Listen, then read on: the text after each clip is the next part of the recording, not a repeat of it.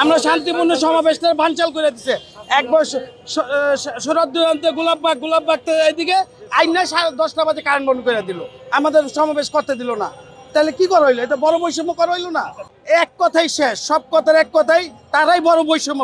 পৃথিবীতে বৈষম্য থাকলে তারাই এখন বড় বৈষম্য, আর কোনো কথা নাই। তারা নিজের বদনামটা নিজের গলায় নিচ্ছে, আমাদের সাথে তারা বিরোধিতা করছে, গাড়ির থেকে চাবি নিতেছে, জায়গায় জায়গায় বাধা দিচ্ছে, জামাত ইসলামী করতেছে এটা। যে ওদেরকে দিল, ওরা সবাই করলো, কিন্তু আমরা সুন্নি, আমরা একটা করতে চাইলাম এইখানে, আমাদের কেন দেওয়া হলো না?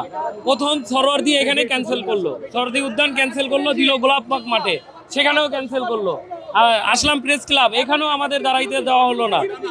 কিন্তু আমরা যখন হুমকি দেওয়া হয়েছে, অনেক কিছু বলা হয়েছে, অনেক কিছু বাতিলেরা অনেক কিছু বলছে, ওইগুলো আমরা শুনি নাই। আমরা কথা হচ্ছে, আমরা আশা ছিল এখানে আমরা একটা গণজামায়াত করব, তার জন্য আমরা এখানে আসছি। সমাবেশটা বানচাল করার জন্য এটা একটা মিথ্যা বানোয়াট উঠাইয়া দিয়া এই সমাবেশটার কি করলো, এরা বন্ধ করলো। সুন্নিদের সাথে সম্পূর্ণ, সুন্নিদের সাথে আওয়ামী লীগের সাথে কোনো সম্পর্ক নাই। আমরা রাসূলুল্লাহ সৈনিক, আমরা হোসাইনি সৈনিক মুসলমান, আমরা অন্য কিছু জানি না।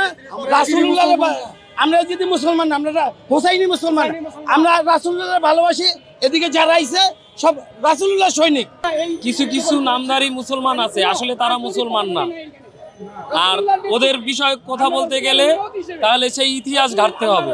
সেই ইতিহাস ঘাটতে গেলে আপনার কারবালায় যাইতে হবে।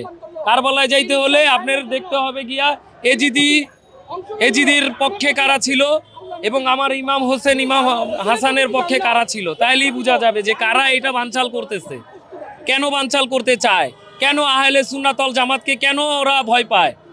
কেন আমরা হুসেনি সৈনিক, আমরা মরতে রাজি আছি।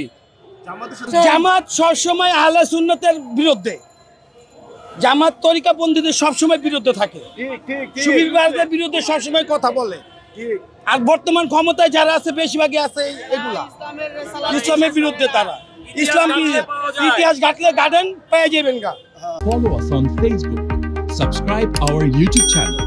Get the latest update on www.daily-sun.com.